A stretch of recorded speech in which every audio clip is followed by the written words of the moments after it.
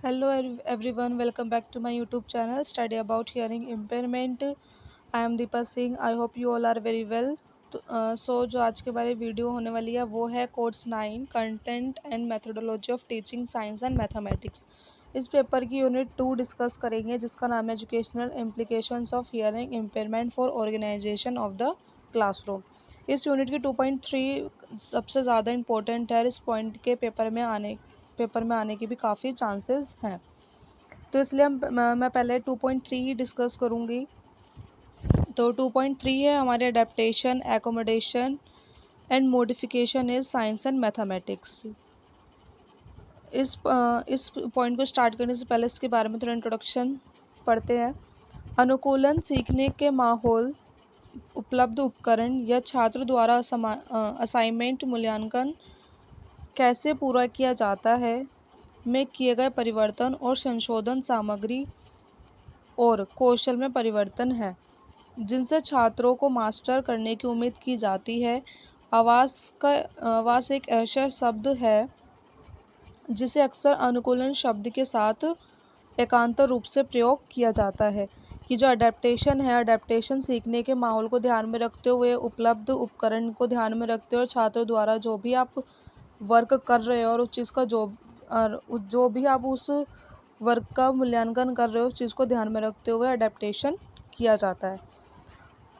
Next जो आवास है, जो एकोमोडेशन है, वो एक अडेप्टेशन का ही एक अनुकूलन शब्द एकांतर रूप से एक तरीके से उसका प्रयोग किया जाता है। ठीक है। मीनिंग ऑफ अडेप्टेशन कि अडेप्टेशन का क्या मतलब है। अनुकूलन वातावरण में अनुमेय परिवर्तन है जो छात्र को पहुंच, परिणाम, लाभ और उपलब्धि के स्तर प्राप्त करने के समान अवसर प्रदान करते हैं। कि जो अनुकूलन है वो एक ऐसा वातावरण का अनुमेय परिवर्तन है कि जो छात्रों को उनके लक्ष्य तक पहुंचाता है, उनके उद्देश्य तक उनको पहुंचाता है, उनके रिजल्ट तक उनको पहुंचाता है, उन्हें हर एक तरीके के लाभ उन्हें प्राप्त कराए जाते हैं और उन्हें उपलब्धि के सारे स्तर को प्राप्त करने के सारे समान अवसर उनको प्रदान कराता है। इन अनुकूलन में आवास और संशोधन दोनों शामिल है। कि मतलब जो अडेप्टेशन है, अडेप्टेशन में एकोमोडेशन भी शामिल है और मॉडिफिकेशन भी शामिल है। ठीक है। नेक्स्ट है अनुकूलन 4 प्रमुख श्रेणियों के अंतर्गत आता है। जो अडेप्टेशन है वो 4 प्रमुख श्रेणियों को ध्यान में रखते हुए किया जाता है। पहला है हमारी सामग्री, कि जो हमारे पास उपलब्ध सामग्री है या सीखने की जो ज़रूरत है उसको उसमें किस तरह से आप अनुकूल करके बच्चे को उस चीज़ से सिखा सकते हैं। ठीक है। ये सामग्री का होता है। पढ़ते हैं छात्रों को क्या सीखने की ज़रूरत है। पहले तो आपको ये ध्यान में रखना चाहिए कि छात्रों को क्या सीखने की ज़रूरत है। ठीक है। निर्देशात्मक अवधारणाओं को व्यापक आधार दिया जाना चाहिए और सभी छात्रों को एक ही मूल सामग्री तक पहुंच प्रदान की जानी चाहिए। हालांकि सामग्री की जटिलता को छात्रों की शिक्षार्थी प्रोफाइल के अनुकूल होना चाहिए। कि जो सामग्री की जटिलता है वो छात्रों की प्रोफाइल के अनुसार या अनुकूल होनी चाहिए। ठीक है। शिक्षक छात्रों की आवश्यकताओं को सर्वोत्तम रूप से पूरा करने के लिए सामग्री की प्रस्तुति को बदल सकते हैं। कि जो शिक्षक है वो छात्रों की सारी आवश्यकताओं को पूरा करने के लिए अपनी सामग्री में अनुकूलन कर सकता है, उसको बदल सकता है। उदाहरण के लिए पाठ्यपुस्तक, व्याख्यान, प्रदर्शन और टैप किए गए पाठ। कि मतलब अगर आप कोई चैप्टर पढ़ा रहे हो, अगर आप कोई किसी पाठ को पढ़ा रहे हो तो आपको उसको किस तरह से अडेप्ट कर और किस तरह से उसमें सामग्री में अनुकूल करके आप बच्चों को पढ़ा सकते हो। अडेप्टेशन बेसिकली क्या होता है कि अगर आप कोई भी चैप्टर पढ़ा रहे हो क्लास में तो उसको अडेप्ट करके उसको इजी तरीके से और छोटे तरीके से किस तरह से आप क्लास में उसको प्रेजेंट करोगे अपने 30 या 40 मिनट में, वो अडेप्टेशन कहलाती है। कि एक पार्ट को आप किस तरह से अडेप्ट करके बच्चे को पढ़ा सकते हो कि जिससे बच्चे को ईजिली सारी चीज़ें समझ में आ जाए और वो चीज़ों को अच्छे से कैच भी कर सके। ठीक है। नेक्स्ट है हमारी परिक्रिया। ऐसी गतिविधियाँ जिनमें छात्र सामग्री को समझने या उस पर महारत हासिल करने के लिए संलग्न होता है। अलग अलग प्रक्रिया गतिविधियों के अवधारणाओं में मंच, लचीला, सामूहिकरण, रुचि केंद्र, जोड़ तोड़ एक छात्र की सामग्री से महारत हासिल करने के लिए अलग अलग समय और एक उन्नत शिक्षार्थी को अधिक गहराई में एक विषय को आगे बढ़ाने के लिए प्रोत्साहित करना शामिल है। कि जो एक्टिविटीज़ है बच्चों की, या उनमें उनकी सामग्री को समझने या उसको उस सामग्री के द्वारा उनकी सारी आवश्यकताओं को किस तरह से पूरा किया जाए, किस तरह से उस चीज़ में बच्चों का इंटरेस्ट बनाया जाए, किस तरह से वो बच्चों की बच्चा उस चीज़ को यूज़ करके कैसे अपने उस चीज़ में आगे बढ़ सकता है, और उनको आगे बढ़ने के लिए उनको मोटिवेट करना चाहिए। ठीक है, अगर आप क्लास में कोई अडेप्टेशन कर रहे हो या पाठ में कोई अडेप्टेशन कर रहे हो, तो बच्चा उस अडेप्टेशन से, उस जो भी आपने उसमें एक्टिविटीज़ करी है या कराई है, उस चीज़ को देखकर और उस चीज़ को समझकर कितना उससे ज्ञान ले रहा है, तो वो आपकी प्रक्रिया के अंतर्गत आता है। ठीक है, नेक्स्ट हमारा उत्पाद। चरमोत्कर्ष परियोजनाओं जो छात्रों को जो उन्होंने सीखा है उसे लागू करने और विस्तारित करने के लिए कहती है। कि जो उत्पाद है जो छात्रों ने कक्षा में सीखा है उसे लागू करने के लिए कहती है। उत्पादों को छात्रों को अपने ज्ञान के साथ साथ कठिनाई के विभिन्न स्तरों, समूह या व्यक्तिगत कार्य को स्कोरिंग के विभिन्न तरीकों को प्रदर्शित करने के विभिन्न तरीकों के साथ प्रदान करना चाहिए। कि मतलब जो उत्पादन है, कि अगर आपने जो भी क्लास में बच्चे को पढ़ाया है उस चीज़ को उस चीज़ से बच्चे ने कितना सीखा है, वो बच्चों को कितना समझ में आई है, कितना उसमें बच्चों को क्या क्या उसमें कठिनाई हो रही है, और कितना बच्चे ने उस चीज़ को अपने किस तरह से बच्चा सीख कर उस चीज़ को प्रदर्शित कर रहा है। तो उस चीज़ के लिए आप उनसे टेस्ट वगैरह लोगे या क्लास में कक्षा में प्रश्न पूछोगे। ठीक है, या फिर उनसे उस पाठ को वो पढ़वाओगे। तो हर एक चीज़ हर अलग अलग तरीके आप कर सकते हो, कि जिससे आपको ये पता चल जाए कि बच्चे ने उस पाठ से कितना सीखा है और कितना नहीं, क्या उसको कठिनाई उसमें आ रही हैं। ठीक है, कितना उसने उस चीज़ में अपना स्कोर किया है। ठीक है, ये होता उत्पाद। अब नेक्स्ट आता है सीखने का माहौल। जिस तरह से कक्षा काम करती है और महसूस करती है, विभेदित कक्षा में ऐसे क्षेत्र शामिल होने चाहिए जिसमें छात्र चुपचाप काम करे और साथ ही दूसरों के साथ सहयोग कर सके। मतलब सीखने का माहौल कक्षा में इस तरह से होना चाहिए कि जिसमें हर एक चीज़ को बच्चा महसूस करे और उस चीज़ को कार्य करने में अपनी रुचि करे और हर किसी के साथ अपना सहयोग दे। ठीक है, तो मतलब सीखने का माहौल, आप एक कक्षा में अगर आप पढ़ा रहे हो तो सीखने का माहौल सबसे पहले तो आपको क्लास में जाकर हर किसी को सेटल करना चाहिए, उनको चुप बिठाना चाहिए, जिससे और अपने पाठ को शुरू करने से पहले जो भी चीज़ उनको सिखाने से पहले आपको उन बच्चों का इंटरेस्ट बनाना भी काफ़ी ज़रूरी होता है, और बच्चा दूसरों के साथ मिलकर कार्य को अच्छे से कर सके। ठीक है, वो हमारा सीखने का माहौल होता है कि क्लास में पॉजिटिव एनवायरनमेंट बनाना चाहिए, कि जिससे बच्चे को भी इंटरेस्ट आए और पॉजिटिव एनर्जी उनको मिलती रहे। ठीक है, और दिनचर्या जो छात्रों को शिक्षक के उपलब्ध न होने पर सहायता प्राप्त करने की अनुमति दे।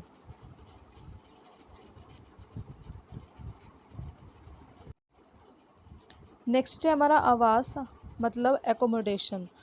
आवास पाठ्यक्रम सामग्री, शिक्षण रणनीतियों, मानकों, परीक्षण प्रस्तुति, स्थान, समय और शेड्यूलिंग, अपेक्षाओं, छात्र प्रक्रियाओं, पर्यावरण संरचना या अन्य विशेषताओं में परिवर्तन है जो एक असमानता वाले छात्र को पाठ्यक्रम मानक में भाग लेने के लिए पहुंच प्रदान करते हैं। कि जो एकोमोडेशन है वो एक पाठ्यक्रम की सामग्री हो या शिक्षण रणनीतियाँ हो या मानक हो या परीक्षण प्रस्तुति हो, स्थान हो, समय हो, शेड्यूलिंग हो, उनकी अपेक्षाओं जो उनकी अपेक्षाएं हैं और छात्र की जो प्रक्रिया है, पर्यावरण है और जो अन्य विशेषताएं में परिवर्तन है, जो एक अक्षमता वाले छात्र को पाठ्यक्रम और मानक में भाग लेने की एक पहुंच प्रदान कराता है।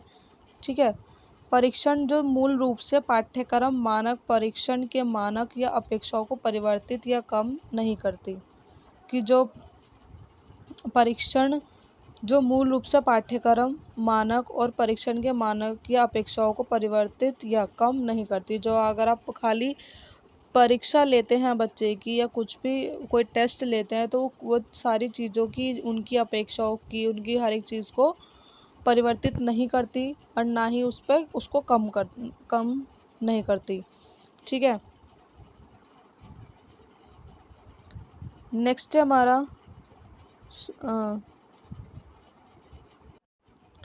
एकोमोडेशन। वो है कि क्लास में जो एक शिक्षक अपने पाठ्यक्रम की सामग्री को में किस तरह से अनुकूलन कर रहा है, शिक्षण रणनीतियों को किस तरह से अनुकूलन कर रहा है, परीक्षण प्रस्तुति में किस तरह से अनुकूलन कर रहा है, स्थान में, समय में, शेड्यूलिंग में या उनके छात्र की प्रक्रियाओं में या पर्यावरण में किस तरह से अनुकूलन कर रहा है या अन्य किसी विशेषताओं में जो भी परिवर्तन करता है।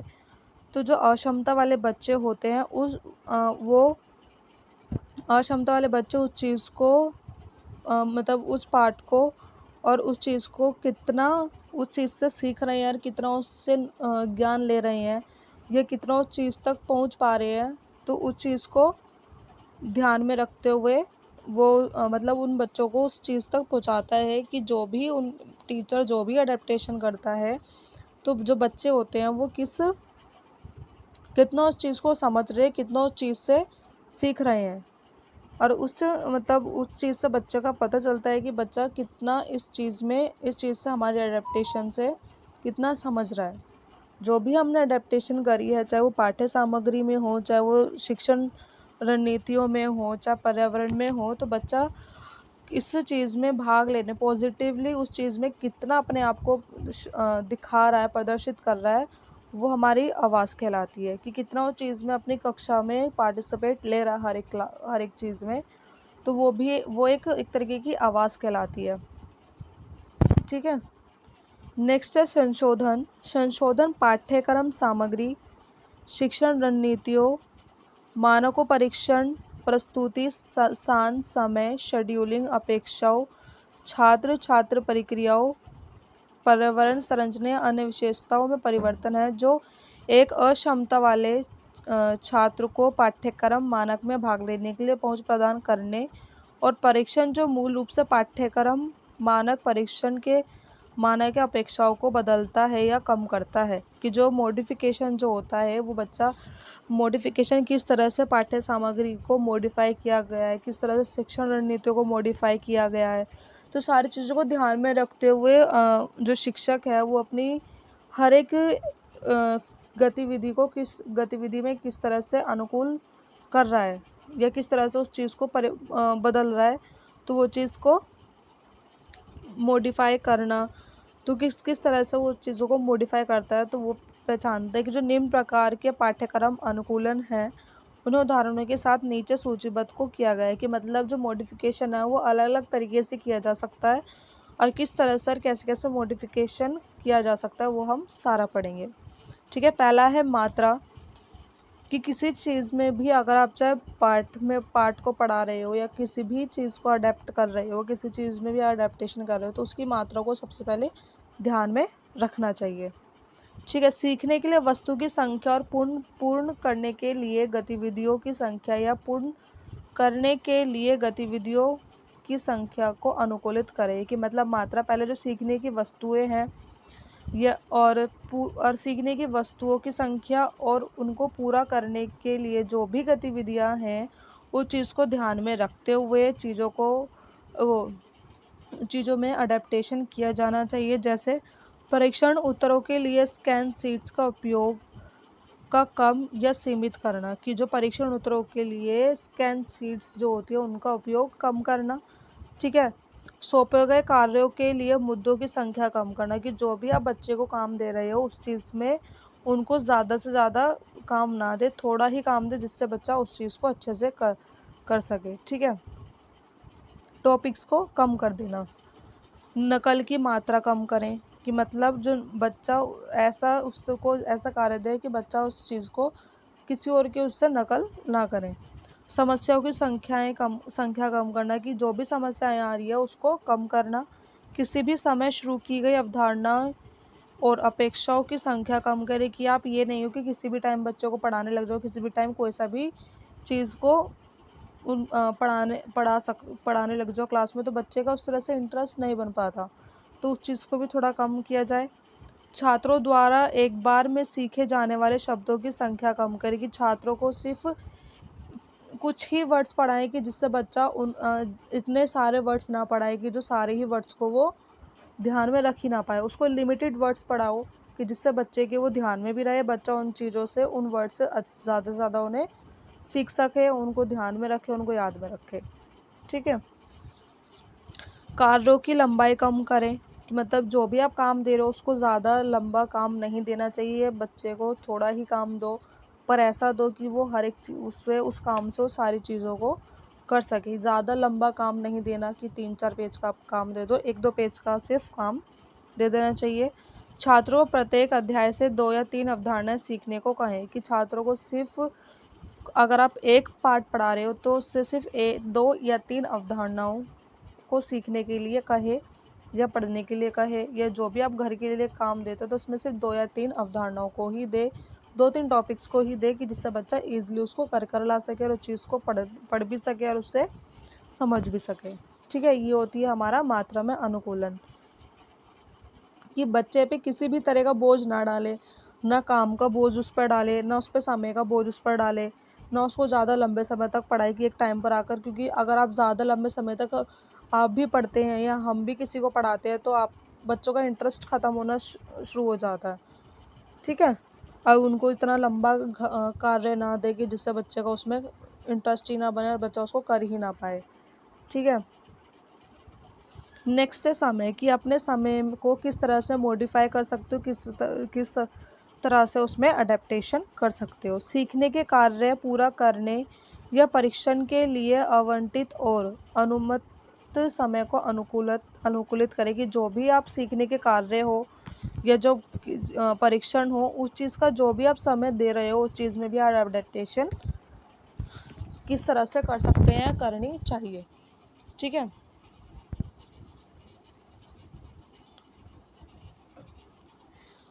किसी कार्य को पूरा करने के लिए एक समय रेखा बनाएं, कि मतलब कोई भी कार्य अगर आप बच्चों को दे रहे हो तो उसका टाइम लिमिट बना देनी चाहिए, कि आपको इस टाइम पर स्टार्ट करना है, इस टाइम पर आपको ये ख़त्म करना है, एक समय रेखा होनी चाहिए। छात्रों को असाइनमेंट घर ले जाने की अनुमति दें, कि छात्रों को जो भी आप काम देते हैं, जो भी असाइनमेंट देते हो, वो घर ले जाने की अनुमति देनी चाहिए। कार्य पूरा करने के लिए कक्षा में अतिरिक्त समय दें, कि कक्षा में जो भी आप काम दे रहे हो बच्चे को, तो उसको पूरा करने के लिए बच्चों को अलग से समय दें। बार बार समीक्षा करें, कि बार बार उनको बोले कि हाँ इस चीज़ को करो, इस चीज़ को करो, बट इतना भी नहीं कि हाँ बच्चा उस चीज़ को बिल्कुल ही ना करे। परीक्षणों को पूरा करने के लिए अतिरिक्त समय दें, कि जो भी परीक्षाएं आप ले रहे हो या जो भी काम कर रहा है बच्चा उसको एक अलग से समय दे उसको पूरा करने के लिए, अल्प विराम दे। ठीक है। नेक्स्ट है हमारा इनपुट, कि आप क्या क्या कक्षा में या बच्चों को किस तरह से इनपुट है आपकी। शिक्षार्थी को निर्देश देने के तरीके अपनाएं, कि शिक्षार्थियों को जो भी आप उन्हें निर्देश दे रहे हो उनमें अपने अलग तरीके अपनाएं। पहला सहकारी समूह, दूसरा है दृश्य सहयोगी, ठोस उदाहरण और व्यवहारिक गतिविधियाँ।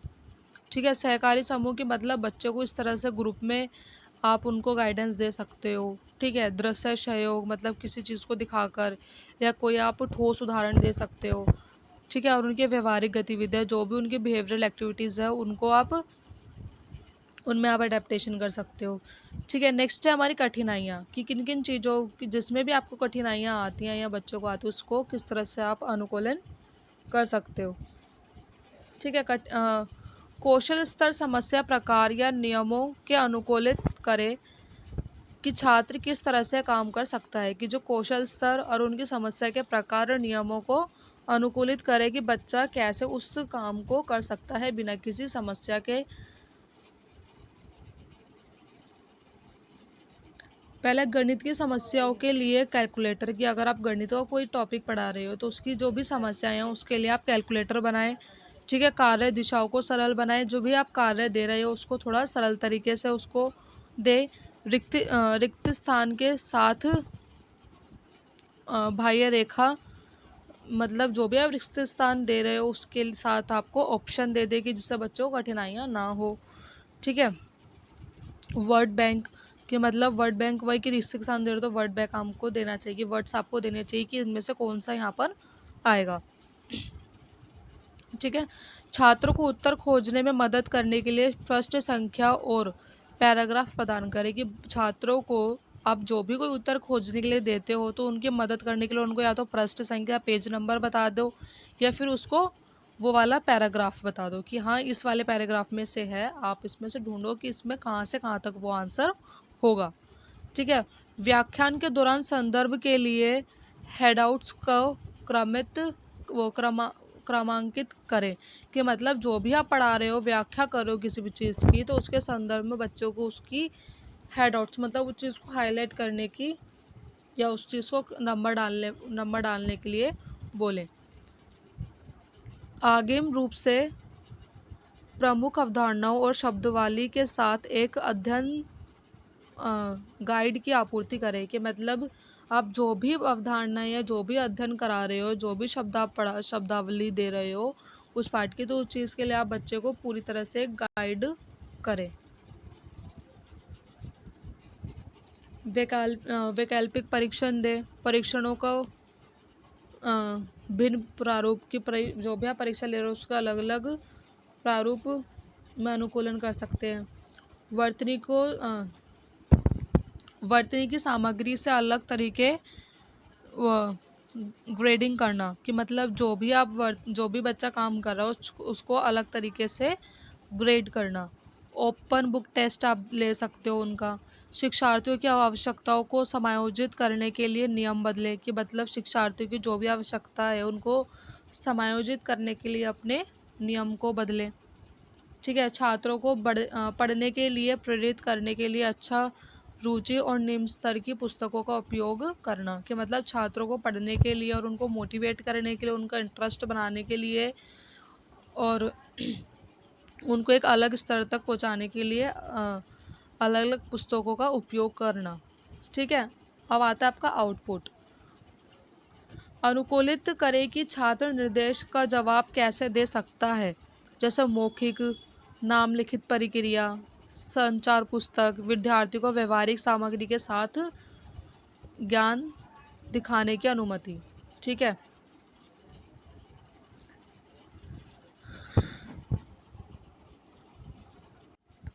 नेक्स्ट है हमारा भागीदारी कि बच्चा किस तरह से उसमें पार्टिसिपेट कर रहा है क्लास की एक्टिविटीज़ में।